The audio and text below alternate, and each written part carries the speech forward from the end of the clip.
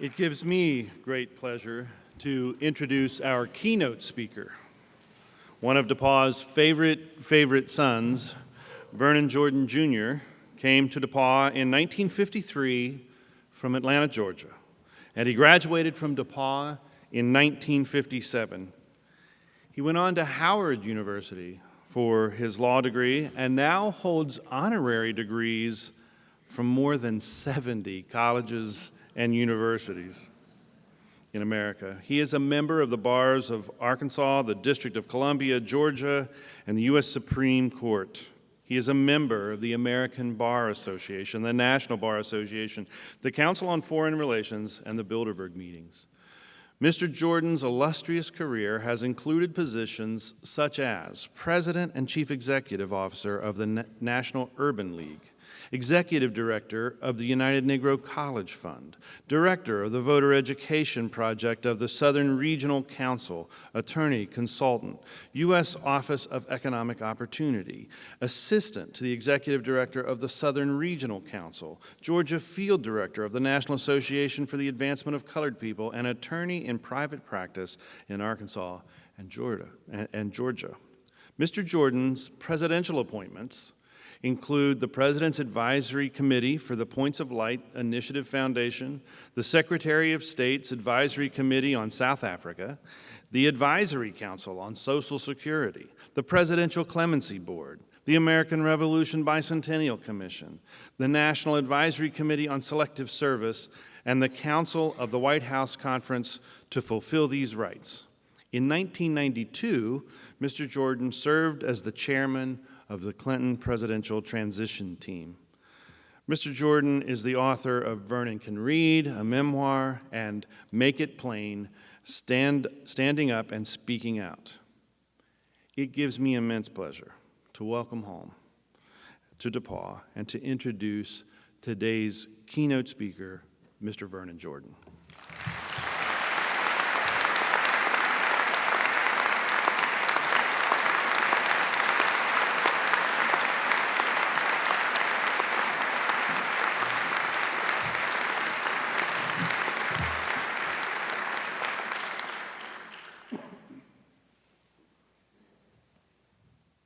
Good morning, everyone.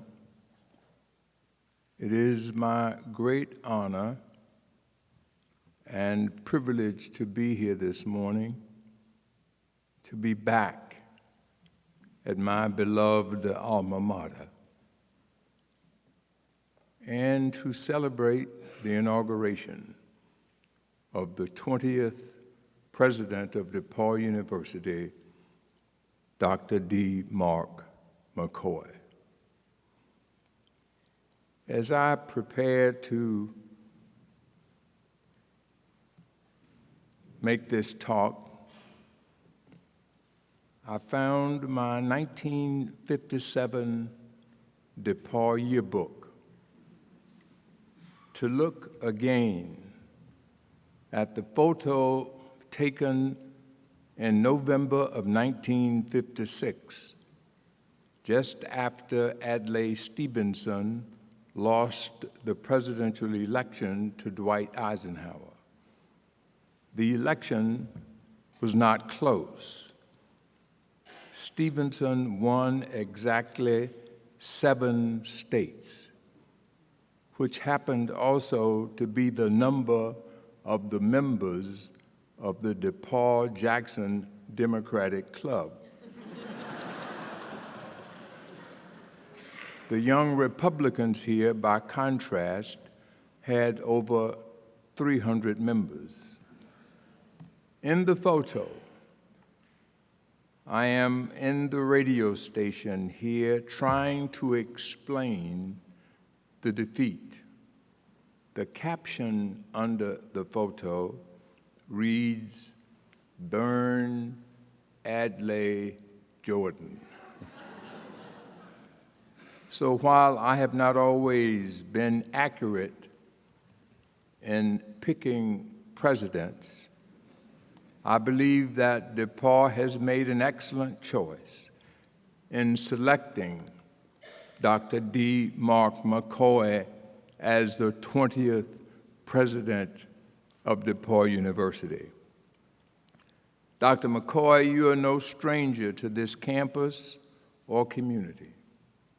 Given your remarkable tenure as Dean of the DePauw School of Music for the past 5 years, I am confident that you will continue to serve and lead this great university with great distinction. I love this place, DePauw, because DePauw prepared me to lead the life I have been blessed to live. If I were to enumerate all the great gifts this university gave me, everything I learned, or all that my education made possible, I would need at least another 4 years. But in the interest of time and the desire to avoid additional tuition payments,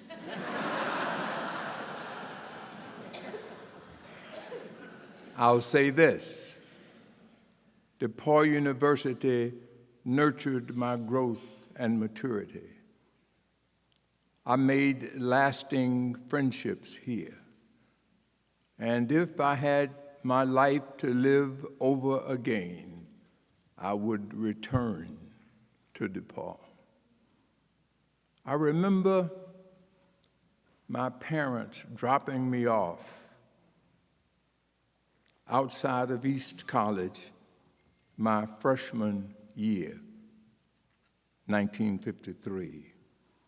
My brother, happy that finally he would have the bed and the bedroom to himself, said a quick goodbye and rushed off to the station wagon. My mother, with tears in her eyes, said, "God bless you, son," and slipped $50 into my pocket.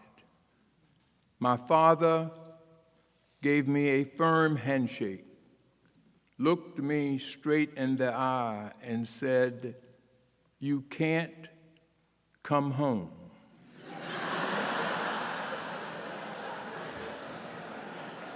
Stunned, I said, "What do you mean I can't come home, Daddy?" And my father said, "Your classmates attended fine township high schools and prep schools, and you attended a segregated, ill-equipped, overcrowded, double-sessioned, colored high school in the South.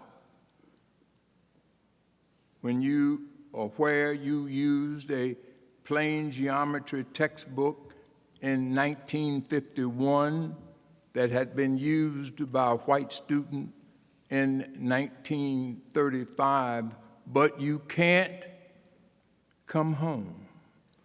Given your reading score, when your classmates are reading History of Civilization from President Baughman, they will be in chapter 6, and you will be in chapter 1, but you can't come home." Puzzled, confused, I said, "What should I do, Daddy?" And my father said, "Read, boy, read." So that's what I did. And 4 years later, immediately after graduation, my brother slowly walked up to congratulate me, thinking that I may be returning home. My mother, tears in her eyes, said, "God bless you, son," and this time gave me $100. My father gave me that same firm handshake, looked me straight in the eye, and said, "You can come home now. You can come home." And yet, by the time he said that, I realized I had made DePauw another home, a second home. And even though it was not always easy, and though there were some inconveniences and moments of unhappiness, I received an excellent education here. DePauw expanded my mind, broadened my horizons, lifted my sights, and prepared me to serve and to lead.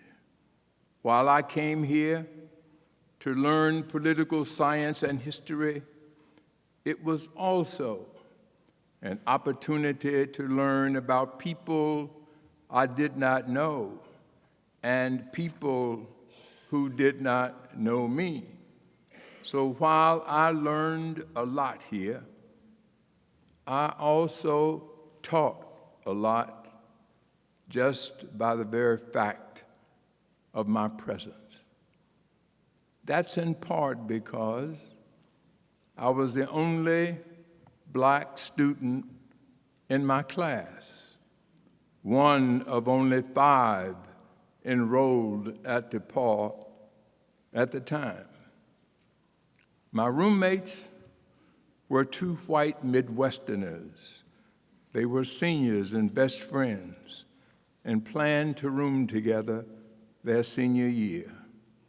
But when they showed up at 106 Longden Hall, I was already there for freshman orientation week. When they walked into that room and saw me sitting there, the look on their faces said it all. What have we gotten ourselves into now?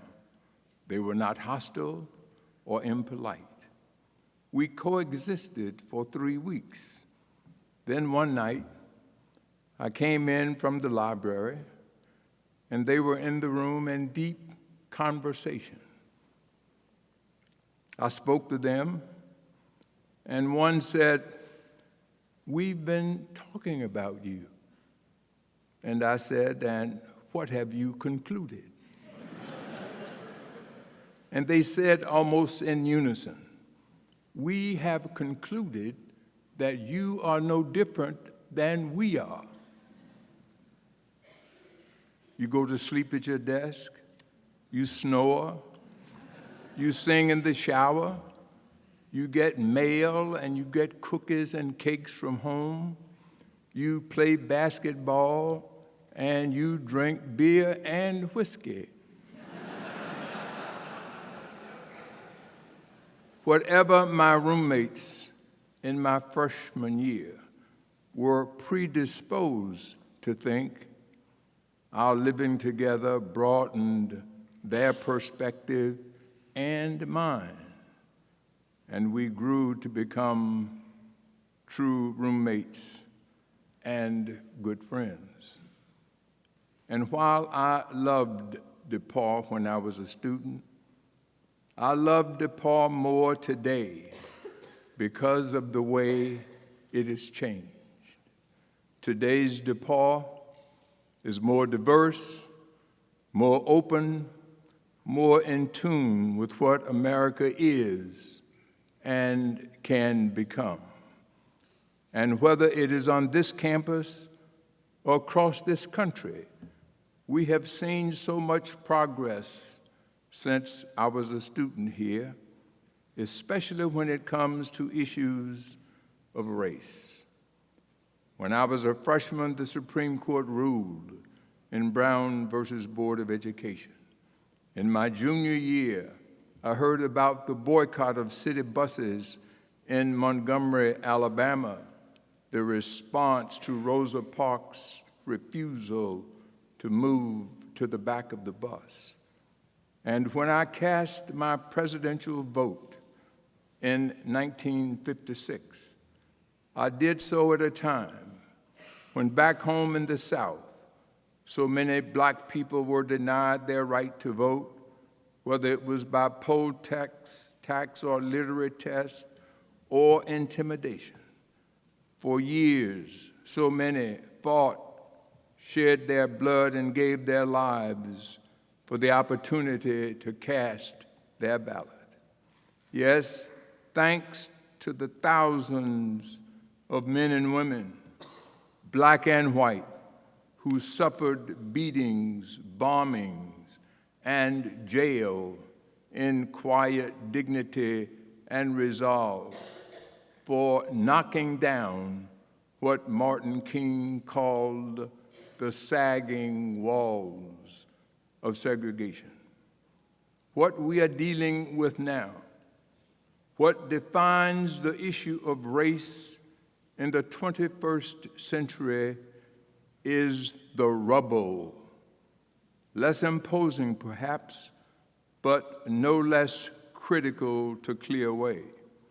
And if you have ever seen a wrecking ball demolish a building, you will understand that tearing down a wall takes a matter of minutes, but clearing the debris, the rubble, takes far longer.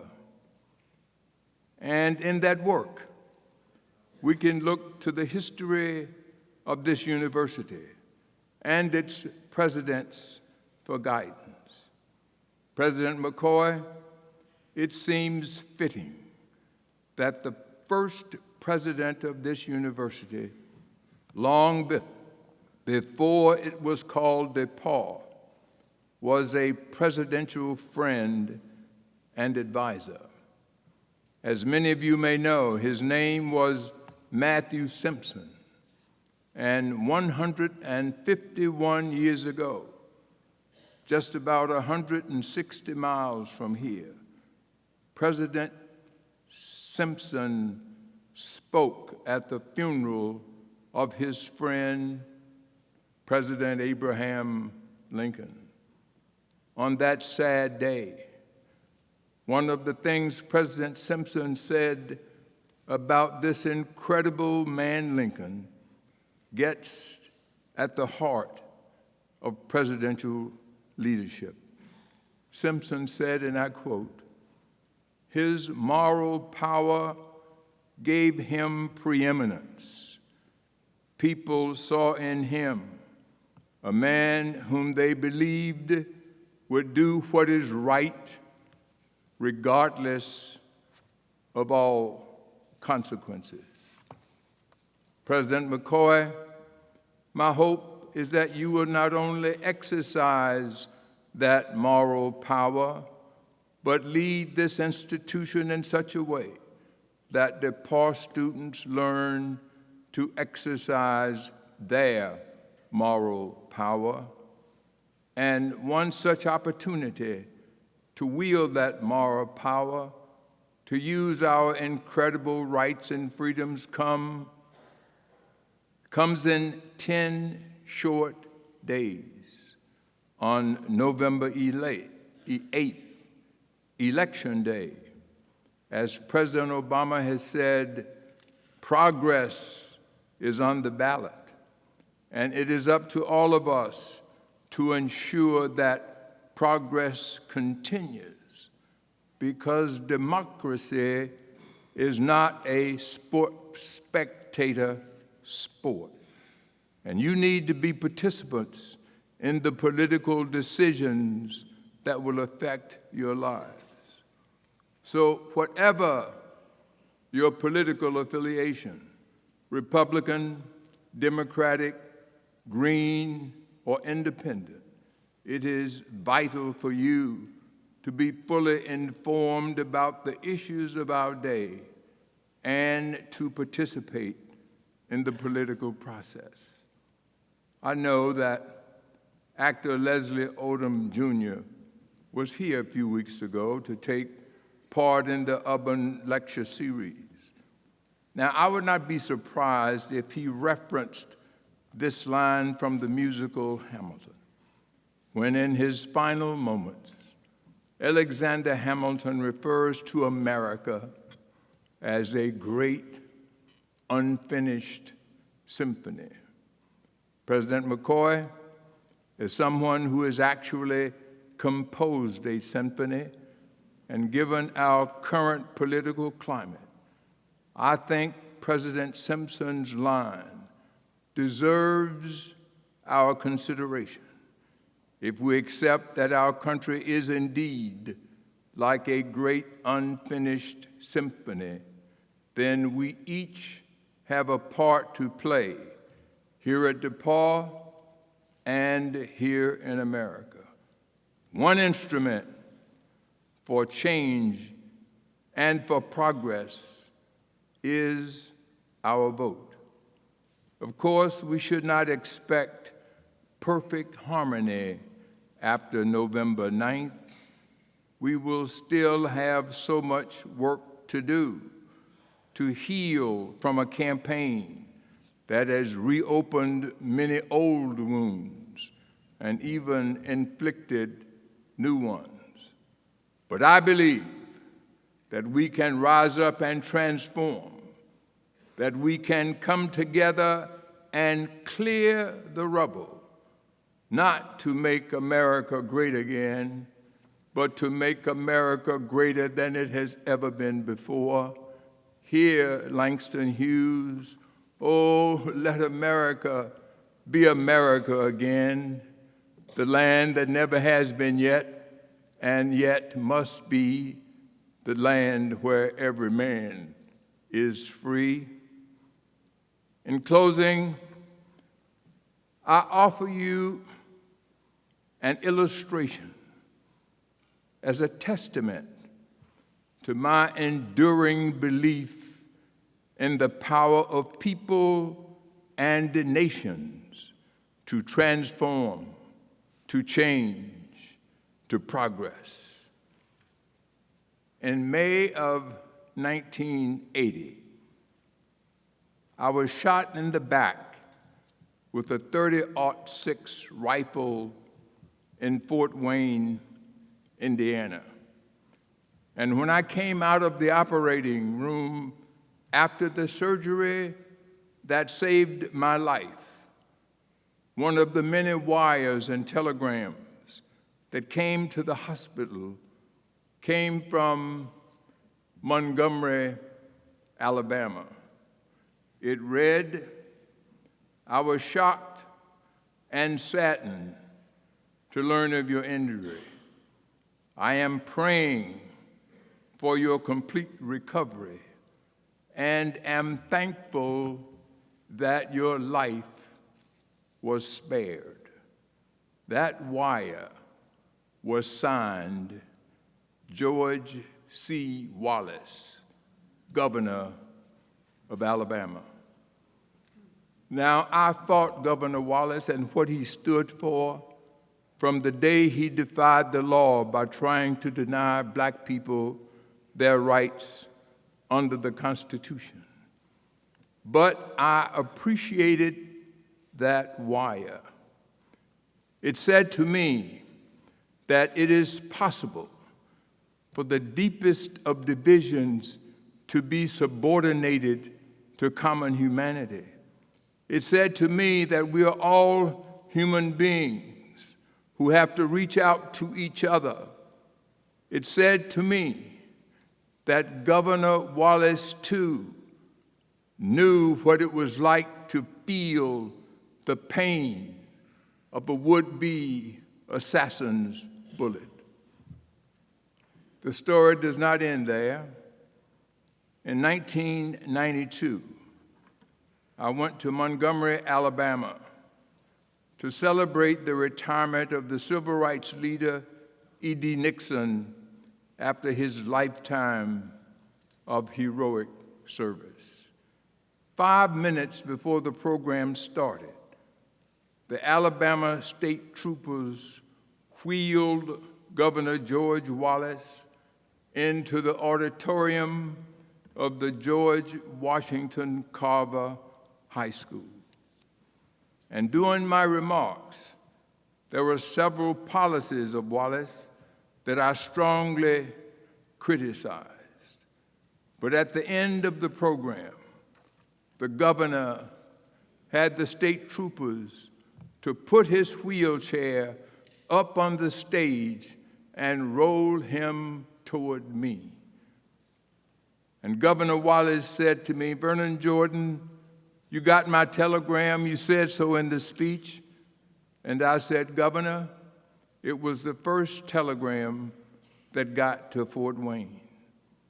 Now, I was standing up, and Governor Wallace was in his wheelchair. And he looked up at me and he said, "Vernon, you were shot a lot worse than me, but I understand that you play tennis and golf and that you go around doing what you want. But here I am, confined to this damned wheelchair."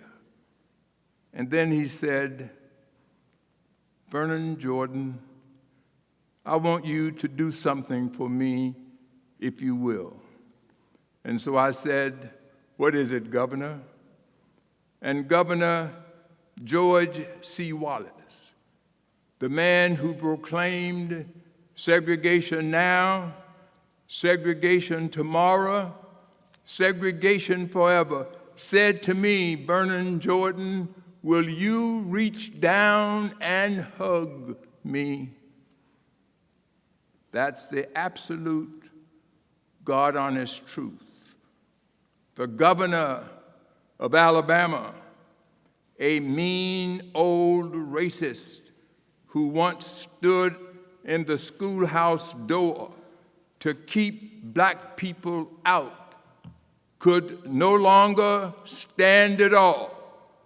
Yet he wished he could stand, not to set himself defiantly athwart history, but rather to embrace me as a brother.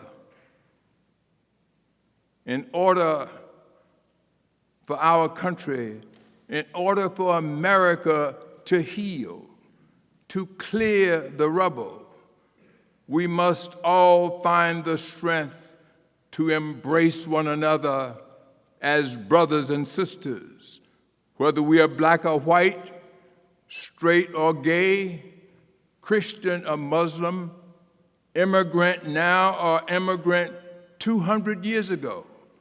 We must come together because we are stronger together, and I have faith that if we can do that, then we can continue to see progress for many years to come.